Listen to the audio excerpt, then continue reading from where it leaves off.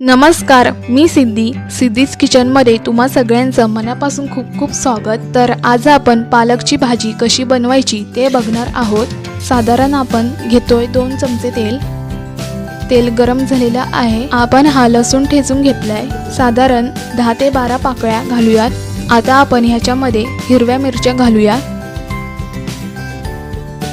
त्याच्यानंतर आता आपण कांदा घेऊया। इकडे 3 कांदे घेतले, आपण चिरून घेतलेले आहेत। पालेभाजी म्हटल्यावर थोडंसं कांदा जास्त घ्यायचा, म्हणजे पालेभाजी जास्त छान लागते। कांदा परतून घ्यायचा आहे व्यवस्थित। मग आपण ह्यात घालूयात हळद आणि हे व्यवस्थित कांदा आपल्याला होऊन द्यायचा आहे। एक 5 मिनिटं आपण वाट बघूयात। आपण बघूयात आपला कांदा शिजवून झाला आहे का। कांदा शिजवून झालेला आहे। आता आपण ह्यात पालक घालूयात। पालक एक जोडी आपण चिरून घेतलेली आहे। ह्यामध्ये थोडंसं मीठ घालूया आणि आता हे व्यवस्थित छान मिक्स करून घ्यायचं आहे। आणि पालेभाज्या कशा पटकन शिजतात।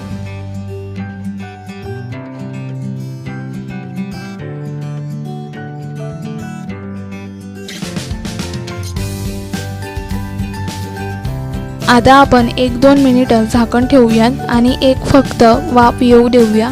आता आपण बघूयात की आपली भाजी तयार झाली आहे की नाही। मस्तपैकी भाजी तयार आहे।